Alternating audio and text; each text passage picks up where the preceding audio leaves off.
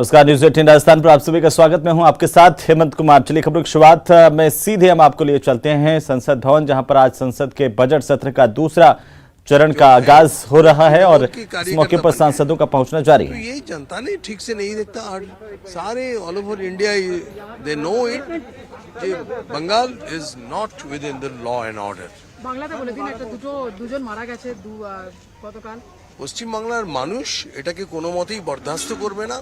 তৃণমূল যেভাবে মানে সরকারটা চালাচ্ছে, মানে সরকারটা যেন একটা পার্টি হয়ে গেছে, যেটা কখনো হওয়া উচিত নয়। কাজেই মানুষ এটাকে কোনো মতেই ভালো চোখে দেখছে না। এর জবাব কিন্তু তারা পাবে। संसद भवन के बाहर की तस्वीरें, जहां पर लगातार सांसदों के पहुंचने का सिलसिला इस वक्त आप तस्वीरों में देख सकते हैं।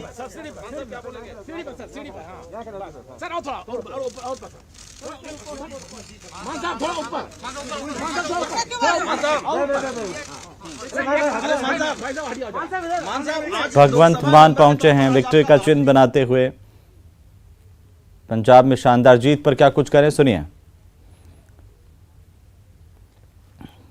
तो सांसद लगातार पहुंच रहे हैं। संसद से सीधी तस्वीरें इस वक्त आपकी टीवी स्क्रीन पर आप देख पा रहे हैं। संसद के बजट सत्र का आज दूसरा चरण है और आज सबसे महत्वपूर्ण है, जम्मू कश्मीर का बजट पेश करेंगी वित्त मंत्री निर्मला सीतारमण। इसके लिए जो प्रतियां हैं जम्मू कश्मीर के बजट की, वो सदन में पहुंच चुकी हैं कुछ ही देर पहले। इससे पहले लोकसभा स्पीकर ओम बिरला पहुंचे थे और उन्होंने एक बैठक की है, सर्वदलीय बैठक। तो ये तस्वीरें आप देखिए आपकी टीवी स्क्रीन पर।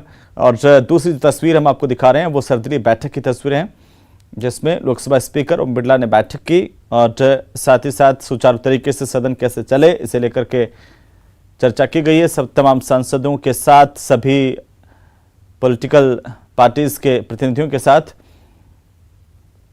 तो भगवंत मान भी अभी कुछ ही देर पहले पहुंचे हैं। पंजाब में आम आदमी पार्टी के मुख्यमंत्री पद के चेहरे और शानदार जीत उन्होंने उनकी अगुवाई में आम आदमी पार्टी ने दर्ज की। उसके बाद से काफ़ी उत्साहित हैं भगवंत मान और विक्ट्री का चिन्ह बनाते हुए पहुंचे थे। और लगातार एक के बाद एक तमाम जो सांसद हैं वो संसद भवन पहुंच रहे हैं। कुछ ही देर में संसद की जो कार्यवाही है वो शुरू होगी। और आज सबसे महत्वपूर्ण है, बजट सत्र का दूसरा चरण है और आज महत्वपूर्ण यह है कि जम्मू कश्मीर का जो बजट है वो वित्त मंत्री निर्मला सीतारमण सदन के पटल पर रखेंगी और साथ ही साथ कई मुद्दों को आज लेकर के चर्चा भी होगी। तो काफ़ी हंगामेदार हो सकता है, क्योंकि विपक्ष कई मसलों को लेकर के लगातार सरकार को घेर सकता है, जिसमें बेरोजगारी का मसला हो, ईवीएम पर भी तकरार हो सकती है, क्योंकि 5 राज्यों के जो चुनावी नतीजे आए हैं जिस तरीके से, उससे विपक्ष कहीं न कहीं संतुष्ट तो नहीं है। और आज विदेश मंत्री यूक्रेन मुद्दे पर जो बयान देने वाले थे वो कल बयान सदन में देंगे। बहरहाल तस्वीरें आपकी टीवी स्क्रीन पर और ये देखिए संसद के भीतर की तस्वीरें, लोकसभा की तस्वीरें, जहां पर लोकसभा अध्यक्ष ओम बिरला आसन पर पहुंच चुके हैं। सभी का अभिवादन करते हुए तमाम सांसदों का।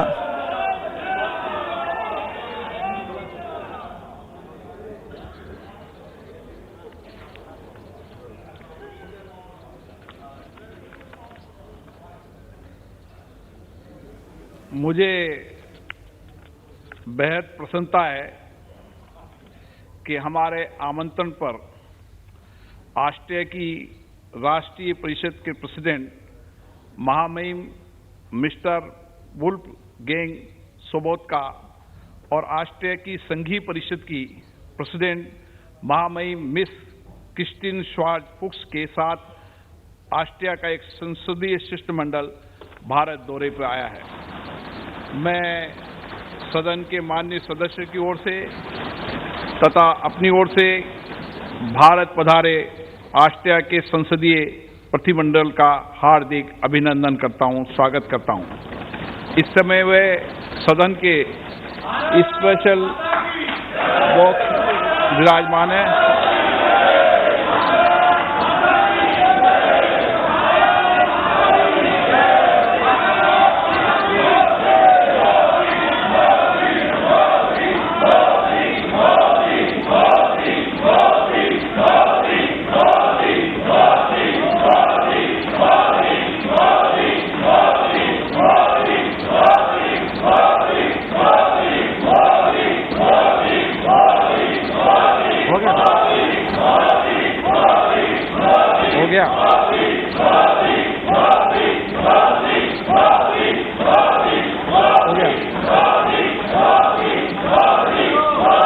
राष्ट्रीय की संसदीय शिष्टमंडल रविवार 13 मार्च 2022 को भारत पहुंचा। उसी दिन उन्होंने आगरा का भ्रमण किया। गुरुवार 17 मार्च 2022 को भारत से प्रस्थान करने से पहले वे हैदराबाद की यात्रा भी करेंगे। हम अपने देश में उनके सुखद और सफल प्रवास की कामना करते हैं। हम उनके माध्यम से आष्टे की राष्ट्रीय परिषद, संघीय परिषद, सरकार और आष्टे की मैत्रीपूर्ण जनता को अपनी ओर से तथा सभा की ओर से बधाई एवं शुभकामनाएं देते हैं। मैं सभा में अपने 3 पूर्व साथियों के दुखद निधन के बारे में सूचित करना चाहता हूं। श्री एस सिंगर वादीवेल तमिलनाडु के तंजावुर संसदीय निर्वाचन क्षेत्र से 6वीं, 7वीं, 8वीं और 9वीं लोकसभा के सदस्य थे। वे लोक लेखा समिति और सभा पटल पर रखे जाने गए पत्रों की समिति के सदस्य भी रहे। श्री एस सिंगर वादीवेल का निधन 87 वर्ष की आयु में 31 जनवरी 2022 को तंजावुर में हुआ।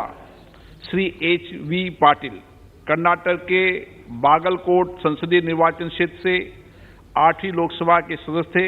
श्री पाटिल याचिका समिति के सदस्य रहे। श्री H.P. पाटिल का निधन 82 वर्ष की आयु में 1 फरवरी 2022 को बागलकोट में हुआ। श्री हेमानंद बिस्वाल ओडिशा के सुंदरगढ़ संसदीय निर्वाचन क्षेत्र से 15वीं लोकसभा के सदस्य थे। उन्होंने श्रम संबंधी समिति के सभापति के रूप में तथा सामान्य प्रयोजन समिति के सरकारी क्षेत्रों के उपकरण समिति के सदस्य के रूप में कार्य किया। एक सक्रिय सामाजिक और राजनीतिक कार्यकर्ता श्री हेमानंद बिस्वाल उड़ीसा के मुख्यमंत्री और उप मुख्यमंत्री रहे। वे 6 कार्यकालों तक ओडिशा विधानसभा के सदस्य भी रहे। श्री हेमानंद बिस्वाल का निधन 82 वर्ष की आयु में 25 फरवरी 2022 को भुवनेश्वर में हुआ। हम अपने पूर्व साथियों के निधन पर गहरा शोक व्यक्त करते हैं। ये सभा शोक संतप्त परिवार के प्रति अपनी संवेदना व्यक्त करती है। तो वहीं आज राज्य की बात करें तो राजस्थान विधानसभा का सत्र और उसकी कार्यवाही जारी है। आपको बता दें कि सदन में अनुदान मांगों को लेकर क्या चर्चा होनी है। 2 ध्यानाकर्षण प्रस्ताव विपक्ष की ओर से दिए जा रहे हैं, जिन पर भी आज चर्चा हो सकती है और आज अनुदान मांगों को लेकर के चर्चा जारी रहेंगी, जिसमें आज की अगर हम बात करें मंत्री शकुंतला रावत चर्चा का जवाब देंगी और मतदान के बाद अनुदान मांगे पारित होंगी। सीधी तस्वीरें राजस्थान विधानसभा की। 18 कंपनियां हैं जो पूरे देश में काम करती हैं। 7 कंपनियों को राजस्थान में जो काम मिला उसका नाम मैंने आपको बताया। माननीय अध्यक्ष, एक सवाल। माननीय अध्यक्ष महोदय, ये जो भारत सरकार की गाइडलाइन आपने जो 7 कंपनियां मुझे बताई, माननीय अध्यक्ष ऐसा होता है कि प्राइवेट कंपनियों को गाइडलाइन नहीं होने के बावजूद भी प्रधानमंत्री फसल बीमा में उन कंपनियों को शामिल कर लिया जाता है। और जो खंड 2 में आपने उत्तर दिया, जो ये आकलन आपने बताया कि इस आधार पर फसल बीमा कंपनी को इसका वो निविदा में काम करने का दिया जाता है, लेकिन ये जो 3 वर्षों में आपने ये कहा कि मैं इसी में पूछा, प्राइवेट कंपनियों को, प्राइवेट कंपनियां प्रीमियम की जो दर राशि होती है उनकी होती है कम, केंद्रीय एजेंसी उनकी प्रीमियम राशि ज़्यादा होती है। सरकारें क्या करती है, आप कम प्रीमियम राशि और दे दो, जिससे काश्तकारों को फसल बीमा का वास्तविक नुकसान जो है उसका फायदा नहीं मिल पाता है। क्या सरकार आने वाले समय ऐसा प्रावधान करें सिर्फ केंद्रीय सरकार की कंपनियों को ही प्रधानमंत्री फसल बीमा के लिए? केंद्र की कंपनियों को दिया है, अलग कहाँ दिया है? उनको नया तो दिया ही नहीं उन्होंने। ये हर बार प्राइवेट कंपनियों को दे देते हैं, इसलिए। श्री बालाचंद मेघवाल।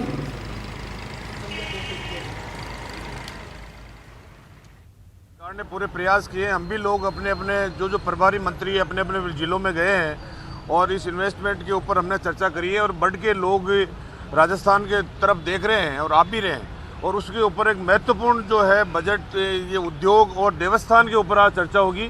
पूरे दिन सदन चलेगा और उससे पहले क्वेश्चन ओवर रहेंगे 11 से 12 बजे तक। देखिए, राजस्थान के लोकप्रिय मुख्यमंत्री अशोक गहलोत जी ने CWC मीटिंग के पहले भी इस बात को कह दिया और उसके बाद में भी उन्होंने इस बात को पुनः दोहराया है कि राहुल गांधी जी राष्ट्रीय अध्यक्ष बने। ये गांधी परिवार ही है जो कांग्रेस को एकजुट रख सकता है। हार जीत होती रहती है, चिंता करने की किसी प्रकार की आवश्यकता नहीं है। भारतीय जनता पार्टी की भी कोई जमाने में 2 सीट थी, हार जीत होती रहती है, उस पर आकलन करेंगे, विश्लेषण करेंगे और आगे बढ़ेंगे, फिर कांग्रेस आएगी। देखिए, कांग्रेस में मीटिंग के अंदर सबको अपनी अपनी बात करने का स्वतंत्र अधिकार है, उसमें कोई किसी प्रकार की दोहराई नहीं है, लेकिन फैसला जो आखिरी के अंदर होता है वो सीनियर मेंबर्स के आधार पर, सीनियर लोगों के आधार पर होता है। और जहाँ तक आज तक देखा है कि गांधी परिवार ही कांग्रेस पार्टी को आगे बढ़ाएगा और गांधी परिवार में ही लोगों का विश्वास है और गांधी परिवार को आगे आना चाहिए और कांग्रेस की बागडोर पुनः गांधी परिवार को संभालनी चाहिए।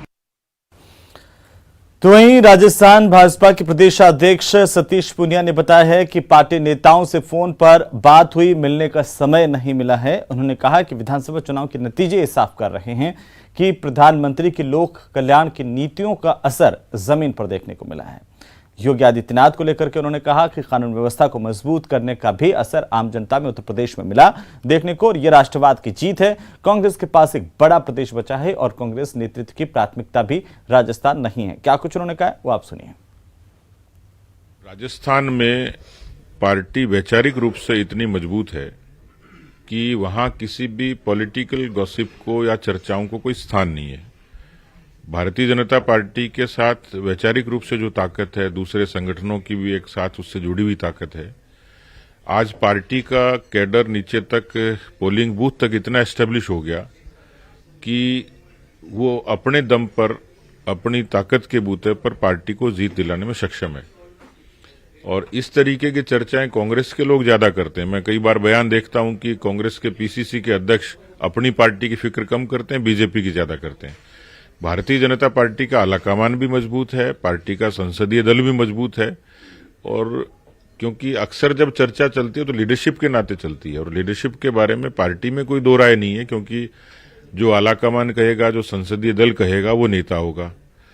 ये झगड़ा कांग्रेस की तरफ से जरूर इस बात को कोशिश की जाती है एस्टेब्लिश करने की, लेकिन कांग्रेस और बीजेपी में ये फर्क साफ नजर आता है कि भारतीय जनता पार्टी का कैडर, पार्टी का कार्यकर्ता, पार्टी का नेता, पार्टी का आलाकमान, पार्टी की जितनी तमाम एजेंसी हैं, वो सक्षम है राजस्थान में विचार के नाते और संगठन के नाते सरकार को मजबूती से लाने के लिए। तो वहीं दिल्ली में रविवार को कांग्रेस कार्य समिति की बैठक हुई और इस बैठक में के बाद कांग्रेस पार्टी की ओर से प्रेस कॉन्फ्रेंस में जानकारी दी गई है कि पार्टी को सोनिया गांधी के नेतृत्व पर पूरा भरोसा है। कांग्रेस के नेता रणदीप सुरजेवाला ने बैठक के बाद कांग्रेस की ओर से बयान देते हुए कहा कि पार्टी का यह मानना है कि खराब रणनीति की वजह से वे 4 राज्यों में बीजेपी के कुशासन को उजागर नहीं कर पाए। और वहीं पंजाब में करारी हार को लेकर सुरजेवाला ने कहा कि आखिर में हुए नेतृत्व परिवर्तन की वजह से हम सत्ता विरोधी लहर को कम नहीं कर पाए। सुरजेवाला ने कहा कि कांग्रेस को सोनिया गांधी के नेतृत्व पर पूरा भरोसा है। चुनावी हार पर गहनता से विचार विमर्श और मंथन करने के लिए कांग्रेस जयपुर में चिंतन शिविर का आयोजन करेगी। सूत्रों के मुताबिक 1 अप्रैल के पहले हफ्ते में राजस्थान के जयपुर में चिंतन शिविर का आयोजन किया जा सकता है। और ये जानकारी सामने आ रही है कि कांग्रेस के अंतरिम अध्यक्ष सोनिया गांधी ने अपने भाषण में कहा कि अगर पार्टी को लगता है तो हम तीनों इस्तीफा देने के लिए तैयार हैं, लेकिन सीडब्ल्यूसी ने सर्वसम्मति से इसे खारिज कर दिया। कांग्रेस कार्य समिति द्वारा जारी वक्तव्य 5 राज्यों के विधानसभा चुनाव परिणाम भारतीय राष्ट्रीय कांग्रेस के लिए गंभीर चिंतन का विषय है। पार्टी का यह मानना है कि अपनी रणनीति में खामियों के चलते हम जहां 4 राज्यों में भाजपा सरकारों के कुशासन को प्रभावी ढंग से उजागर नहीं कर पाए, वहीं पंजाब राज्य में नेतृत्व बदलाव के बाद मिले सीमित समय में सत्ता विरोधी लहर पर काबू नहीं पाया जा सका। कोई चिंतन शिविर कब होगा? कुछ नहीं, सभी मिल के बात किए, चिंतन शिविर और सभी एक होके बात किए और पार्टी को मजबूत बनाने के लिए क्या करना, उसकी स्ट्रैटेजी बनाने के लिए हमारे नेता श्रीमती सोनिया गांधी जी को भरपूर मदद करना, सपोर्ट करना, ये फैसला हुआ। चलिए आगे बढ़ेंगे। और इसी बीच खबर है कि मंत्री प्रताप सिंह खाचरियावास ने एक बयान दिया है और कहा है कि सीडब्ल्यूसी की मीटिंग में सोनिया गांधी के नेतृत्व पर भरोसा जताने को लेकर के उनका बयान। खाचरियावास ने कहा कि एक बार रिजल्ट ऊपर से नीचे होने से नेतृत्व नहीं बदला जाता है। हमारी पार्टी में क्या होगा ये हम तय करेंगे, कांग्रेस का कार्यकर्ता तय करेगा। हमें बीजेपी के सर्टिफिकेट की जरूरत नहीं है। बीजेपी का झूठ ज्यादा दिन तक नहीं चलेगा। रिजल्ट ऊपर नीचे होने से कभी नेतृत्व नहीं बदले जाते, और हमारी पार्टी का नेतृत्व क्या होगा ये तो हम तय करेंगे, कांग्रेस का कार्यकर्ता तय करेगा। ये बीजेपी से सर्टिफिकेट की जरूरत नहीं है और भारतीय जनता पार्टी भी ज़्यादा खुश होने की जरूरत नहीं है। बिना काम के वोट मिला, और बिना काम के जो वोट मिलता है लोग गाली देते हुए फिर वोट दे आए। बीजेपी को 4 गालियां दे रहे थे, मरवा तो दिया, महंगाई तो कर दी, बेरोजगारी भी कर दी। चलो एक बार ये कह रहा है तो इसको दे दो। कब तक झूठ चलेगा बीजेपी का? ज़्यादा दिन नहीं चलेगा।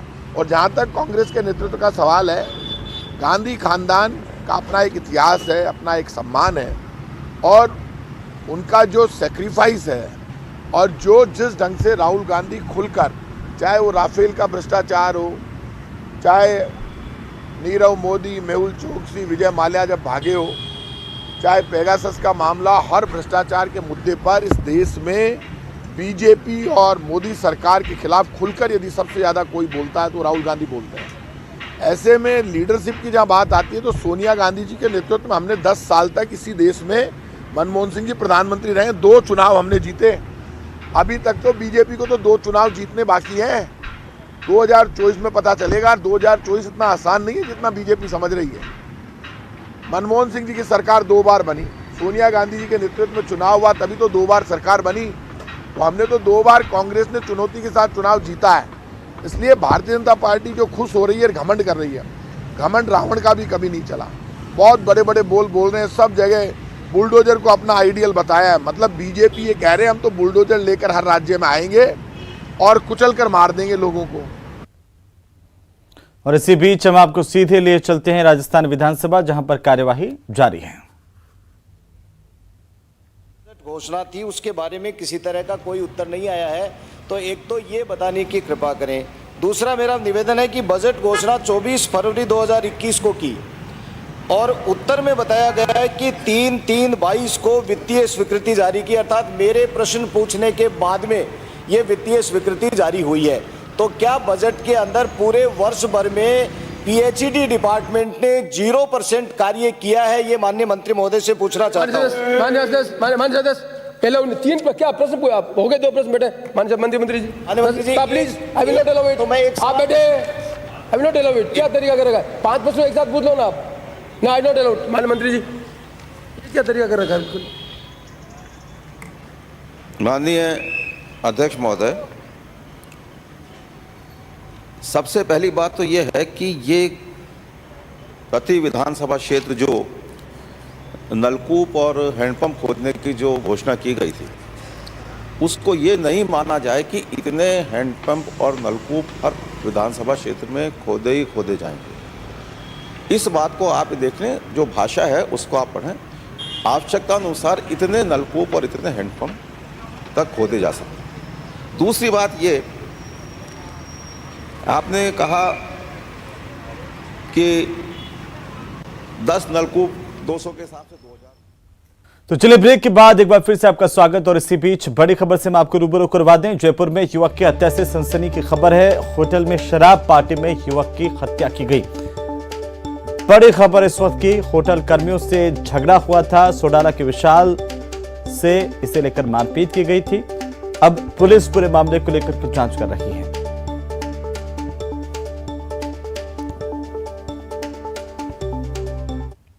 तो वहीं 12 में कांग्रेसी नेताओं की गुंडागर्दी देखने को मिली, जहां पर शिक्षा के मंदिर में मर्यादा तार-तार हुई है। तो आपको बता दें कि व्याख्याताओं के साथ कांग्रेस नेताओं ने बदसलूकी की, जमकर गाली गलौज करने के आरोप हैं, और इसे लेकर के एक वीडियो सोशल मीडिया में वायरल हुआ है। हालांकि न्यूज़ 18 राजस्थान इस वायरल वीडियो की पुष्टि नहीं करता। 1 हफ्ते पुरानी ये घटना बताई जा रही है, जहां पर छात्र के एडमिट कार्ड को लेकर के विवाद हुआ था, और उसी पर कांग्रेस नेता शरद शर्मा पर यह आरोप है कि महाविद्यालय के प्राचार्य और व्याख्याताओं के साथ उन्होंने गाली गलौज की। और ये वीडियो पिछले सप्ताह का बताया जा रहा है, जो हम आपको टीवी स्क्रीन पर दिखा रहे हैं। किसी छात्र के एडमिट कार्ड को लेकर के दरअसल कांग्रेस नेता शरद शर्मा, एनएसयूआई का जिलाध्यक्ष हिमांशु धाकड़ दोनों प्राचार्य के कमरे में पहुंचे और वहां से व्याख्याताओं से उलझते हुए नजर आए। महाविद्यालय के प्राचार्य और व्याख्याताओं के सामने ही उन्हें गालियां देने लगे। ये तस्वीरें वायरल हुई हैं।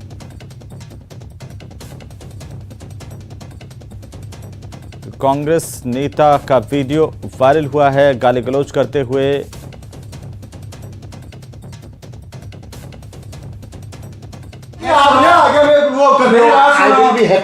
सर सुनो सर, अगर हमारी रिकमेंडेशन अभी से एक रेट 10 होगी तो क्या करेंगे? अगर मैं गाल नहीं पड़ाऊंगा ना, तुम्हें आधे 10 टपड़े देता है, इनके 10 टपड़े। अरे यार देता 10 ही देता। ये फालतू बात, उन्होंने फोन पे बात नहीं करी, फोन पे मेरी बात सुनो। आप तुम जाओ गाल कराओ ना, ये बच्चा आप तो अभी एक बजे से निकल आओ ना। तो चलिए आगे बढ़ेंगे। बांसवाड़ा शहर के अंबा माता मंदिर से जयपुर रोड स्थित खाटू श्याम मंदिर तक आज सुबह शाम यात्रा का आयोजन किया गया। मारवाड़ी समाज और श्याम सेवा मंडल की ओर से आयोजित इस यात्रा में काफी संख्या में लोग उमड़े। शोभा यात्रा में बड़ी संख्या में यहां पर श्रद्धालु श्याम पताका लेकर के चल रहे थे। इस यात्रा के दौरान भक्तों के लिए डीजे पर भजनों की विशेष व्यवस्था की गई थी। वहीं श्याम भक्त मंडल की ओर से जगह जगह जलपान और पेयजल पदार्थों की भी व्यवस्था की गई। पुलिस की ओर से शोभा यात्रा को लगातार जाब्ता तैनात किया गया ताकि किसी प्रकार की कोई अप्रिय घटना नहीं हो।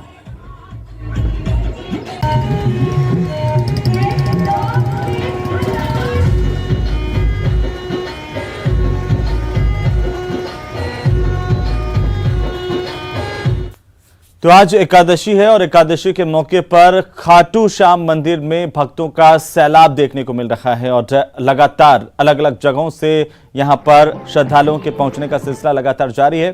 साथ ही आपको बता दें कि खाटू श्याम को लेकर के एक शोभा यात्रा भी निकाली जाएगी। एकादशी पर खाटू श्याम के दर्शनों के लिए बड़ी संख्या में भक्त उमड़ते हैं और 10 लाख से ज्यादा के अनुमान के मुताबिक यहाँ पर आज श्रद्धालु पहुंच सकते हैं।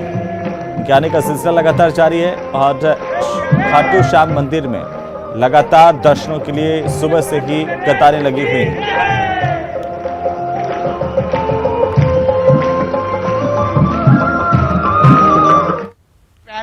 मटीला भिवाड़ी इसे बाबा शाम बुलाते हैं, वही आते हैं और आज फागुन की 11 है। बाबा ने सभी शाम को यहाँ पे बुलाया है और सभी शाम में बाबा से जो बाबा से मिलने आए हैं। पर आपका इंतजार कर रहे हैं। बोल हारे के सहारे की जय। बाबा के दर पे पहली बार आया हूँ। सुना है कि फागुन की एकादशी पे जो बंदा आता है बाबा उसके सारे काम पूरे करते हैं। हारे का सहारा बाबा शाम हमारा। बोल बाबा की। देखो काम धंधे तो चलते रहेंगे, बाबा के आशीर्वाद से। पर आपका इंतजार कर रहे हैं। वैसे मैं नारनौल से हूँ और नारनौल से सबसे ज्यादा स्वयंसेवक 1000 की संख्या में स्वयंसेवक नारनौल से बाबा के मेले में आते हैं और 10 से 15 दिन बाबा की सेवा करते हैं। ना तो कोई व्यापार की परवाह करता है, ना कोई जॉब की परवाह करता है।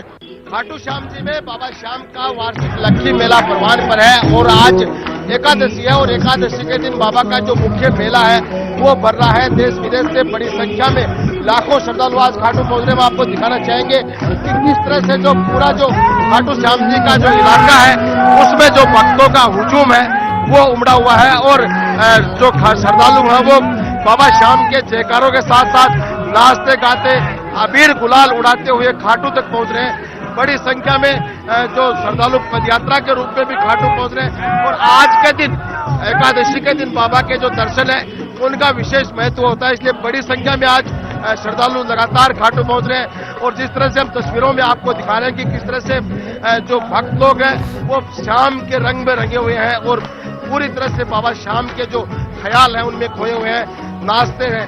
मंदिर के सामने का ये दृश्य है जहाँ पर जो भक्त लोग हैं वो नृत्य कर रहे हैं। हमारे साथ कुछ श्रद्धालु हैं, इनसे हम बात करेंगे कि आज एकादशी के दिन बाबा के जो दर्शन है उनका क्या महत्व है। एकादशी को बाबा के दर्शन हो रहे हैं, क्या महत्व? हाँ, बहुत अच्छा महत्व, बहुत अच्छे दर्शन हो रहे हैं, बहुत अच्छा लग रहा है, बहुत अच्छा लग रहा है, बहुत दर्शन हो रहे हैं, बहुत अच्छा लग रहा है। ऐसे लग रहा है कि यहीं पे रहे, यहीं पे बुक रहे। खाटू श्याम जी धौलपुर से एकादशी को बाबा के दर्शन हो रहे हैं, थोड़े दूर से घूम सके। एकादशी के दिन बाबा का दर्शन अच्छे से हो रहे हैं।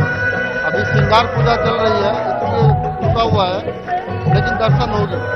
कब लाइन में लगे थे आप? 5 बजे।